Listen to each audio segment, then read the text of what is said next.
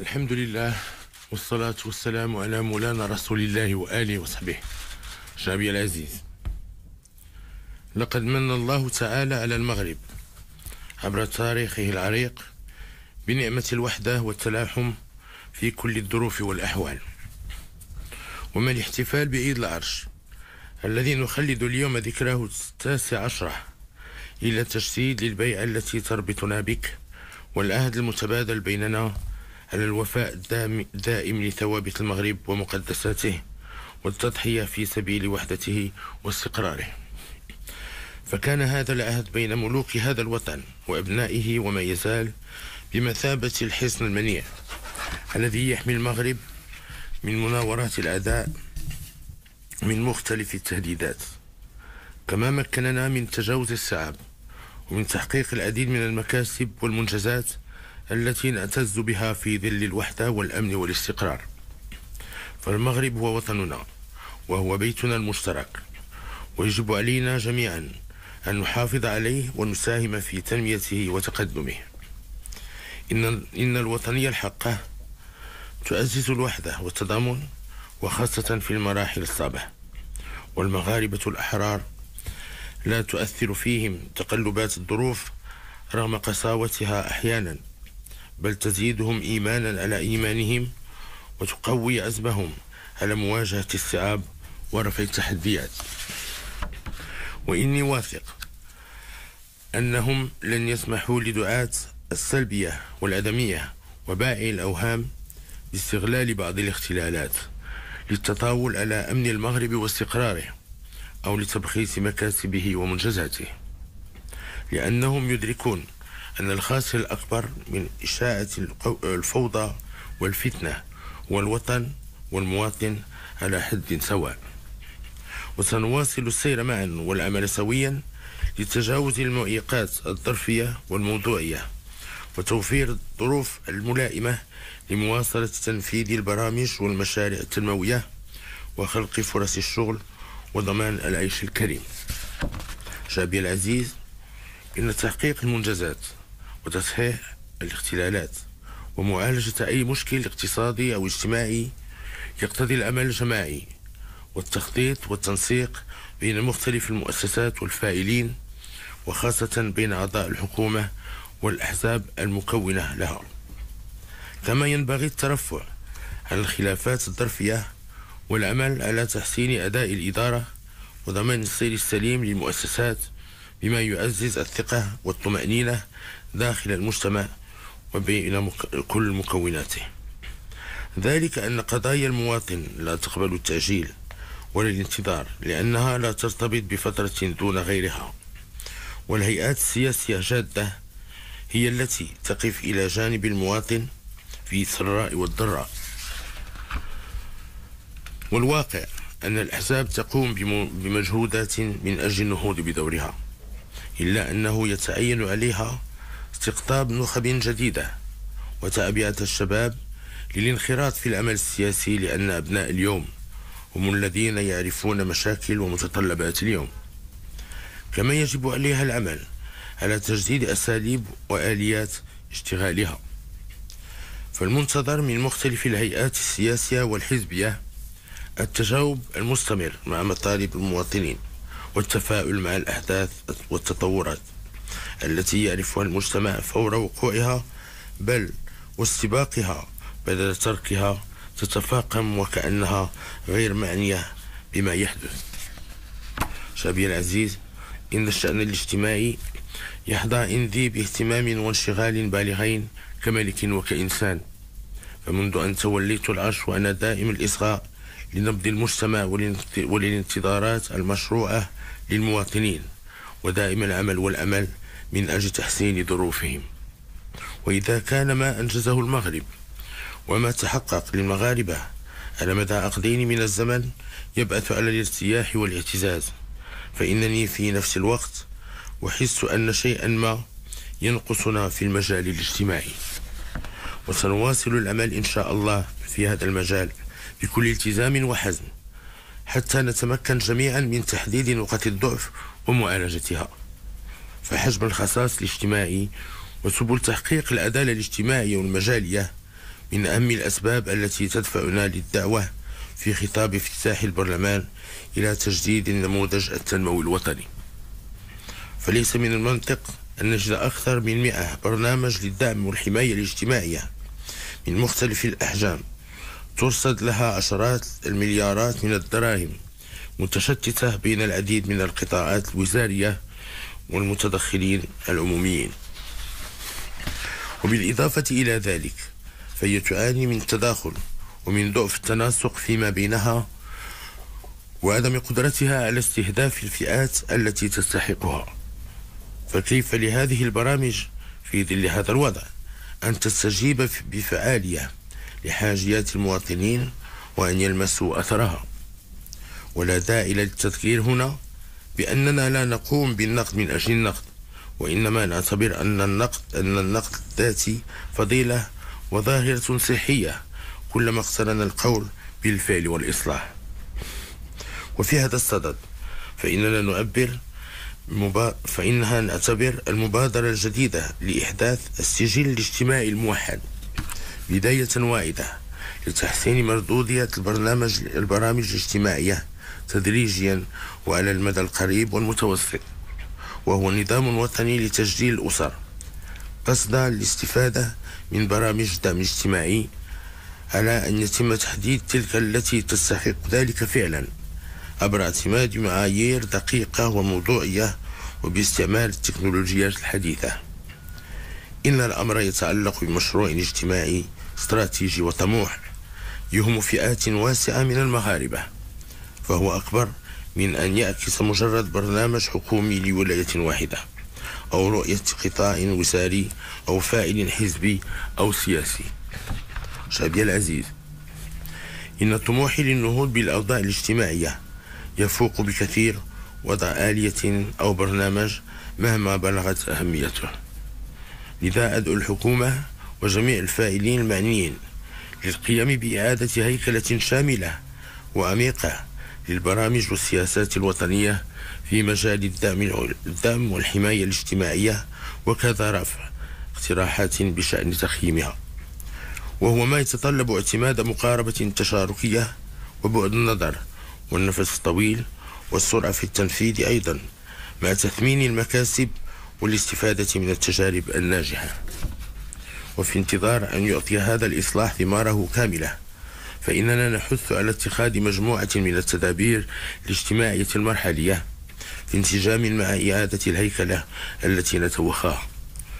وإني أدعو الحكومة إلى الانكباب على إعدادها في أقرب الآجال وإطلاع على تقدمها بشكل دوري، وحتى يكون الأثر مباشرا وملموسا فإني أؤكد على التركيز على المبادرات المستعجلة في المجالات التالية: أولا، إعطاء دفعة قوية لبرامج دعم التمدرس ومحاربة الحظر المدرسي ابتداء من الدخول المدرسي المقبل، بما في ذلك برنامج تيسير للدعم المالي للتمدرس والتعليم الأولي والنقل المدرسي والمطاعم المدرسية والداخليات، وكل ذلك من أجل التخفيف من التكاليف التي تتحملها الأسر ودعمها في سبيل مواصلة أبنائها للدراسة والتكوين.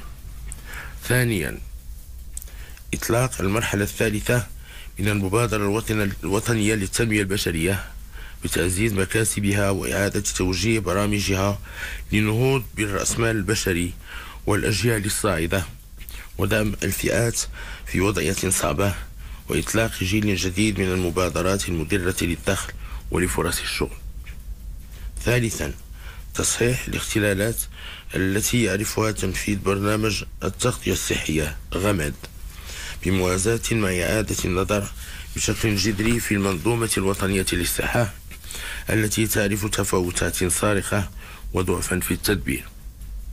رابعا، الإسراع بإنجاح الحوار الاجتماعي، حيث ندعو مختلف الفرقاء الاجتماعيين إلى استحضار المصلحة العليا والتحلي بروح المسؤولية والتوافق قصد بلورة ميثاق اجتماعي متوازن ومستدام بما يضمن تنافسية المقاولة ويدعم القدرة الشرائية للطبقة الشغيلة بالقطاعين العام والخاص. وهنا أقول للحكومة أن الحوار الاجتماعي واجب ولا بد منه، وينبغي اعتماده بشكل غير منقطع، وعليها أن تجتمع بالنقابات وتتواصل معها بانتظام بغض النظر عما يمكن أن يفرزه هذا الحوار من نتائج. وارتباطا بهذا الموضوع، فإنني كنت ولا أزال مقتنعا بأن أسمى أشكال الحماية الاجتماعية والذي يأتي من طريق خلق فرص الشغل المنتج والضمان للكرامة. والواقع أنه لا يمكن توفير فرص الشغل أو إيجاد منظومة اجتماعية أصيلة ولائقة إلا بإحداث نقلة نوعية في مجالات الاستثمار ودعم القطاع الإنتاج الوطني. ولهذه الغاية فإنه يتعين على الخصوص العمل على إنجاح 3 أوراش أساسية. أولها إصدار ميثاق اللا تمركز الإداري داخل أجل لا يتعدى نهاية شهر أكتوبر المقبل، بما يتيح للمسؤولين المحليين اتخاذ القرارات وتنفيذ برامج التنمية الاقتصادية والاجتماعية في انسجام وتكامل مع الجهوية المتقدمة.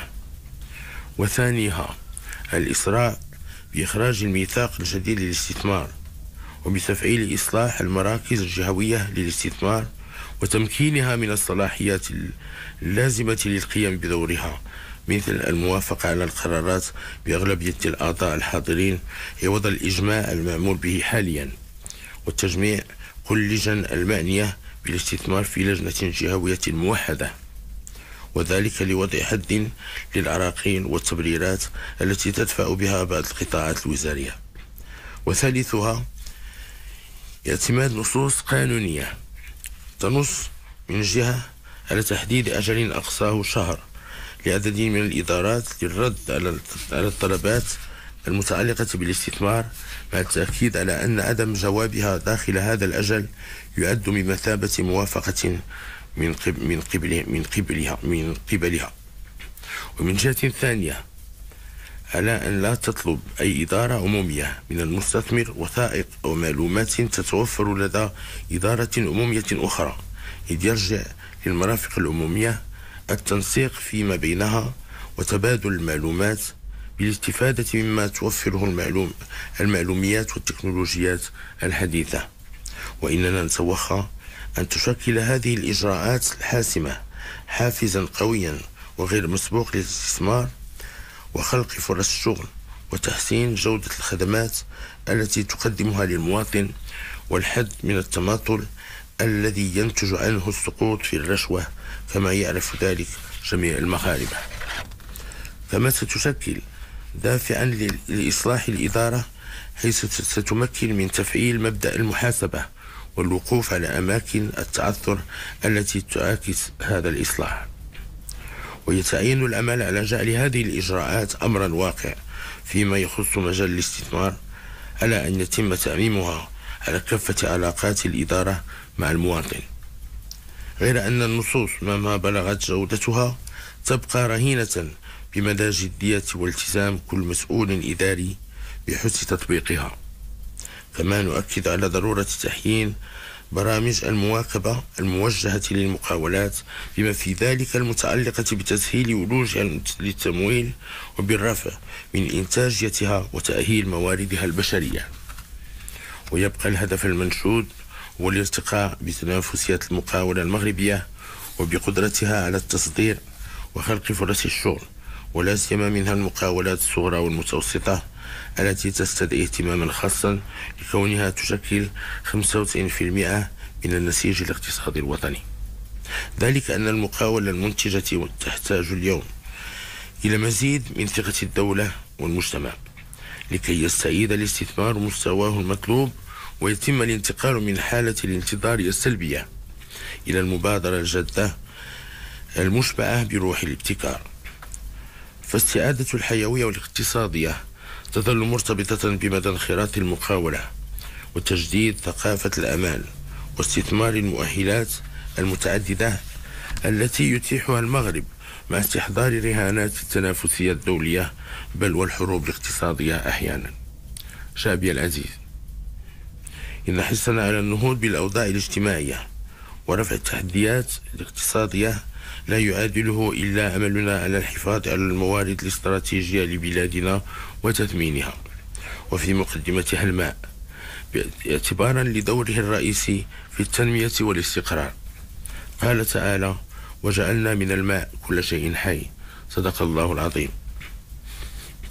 فالمخطط الوطني للماء يجب أن يعالج مختلف الإشكالات المرتبطة بالموارد المائية خلال 30 سنة القادمة، كما أن الحكومة والمؤسسات المختصة مطالبة باتخاذ تدابير استعجالية وتعبئة كل الوسائل لمعالجة الحالات الطارئة المتعلقة بالنقص في تزويد السكان بالماء الصالح للشرب وتوفير مياه سقي المواشي خاصة في فصل الصيف. ولهذه الغاية ما فتئنا نؤكد على ضرورة مواصلة سياسة بناء السدود التي يعد المغرب رائدا فيها، وقد حرصت على السير على هذا النهج، حيث تم بناء 30 سدا من مختلف الأحجام خلال 18 سنة الماضية. شعبي العزيز، إن المغرب بماضيه وحاضره ومستقبله أمانة في أعناقنا جميعا. لقد حققنا معا العديد من المنجزات في مختلف المجالات، ولن نتمكن من رفع التحديات وتحقيق التطلعات إلا في إطار الوحدة والتضامن والاستقرار والإيمان بوحدة المصير في السراء والضراء، والتحلي بروح الوطنية الصادقة والمواطنة المسؤولة. وما أحوجنا اليوم في ظل ما تعرفه بلادنا من تطورات إلى التشبث بقيمنا الدينية والوطنية الراسخة، واستحضار التضحيات التي قدمها أجدادنا من أجل أن يظل المغرب بلدا موحد كامل السيادة وموفور الكرامة. ولا يسعنا في هذا المقام إلا أن نستحضر بكل إجلال وإكبار لأرواح الطاهرة لشهداء المغرب الأبرار، وفي مقدمتهم جدنا ووالدنا المنعمان جلالة الملك محمد الخامس وجلالة الملك حسن الثاني أكرم الله مثواهما. كما نوجه تحية تقدير إلى كافة مكونات قواتنا المسلحة الملكية والدرك الملكي والقوات المساعدة والأمن الوطني والوقاية المدنية على تجندهم الدائم تحت قيادتنا للدفاع عن وحدة الوطن وصيانة أمنه واستقراره.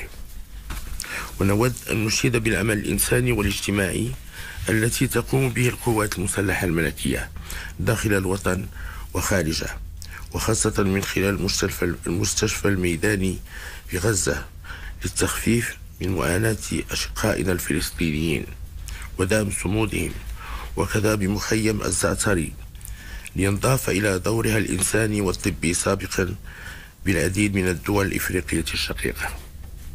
وستجدني شعبي العزيز كما عهدتني دائما خديمك الأول الحريص على الإنصات لانشغالاتك والتجاوب مع مطالبك والمؤتمن على حقوقك ومقدساتك. قال تعالى: ومن يتق الله يجعل له مخرج ويرزقه من حيث لا يحتسب. صدق الله العظيم، والسلام عليكم ورحمة الله تعالى وبركاته.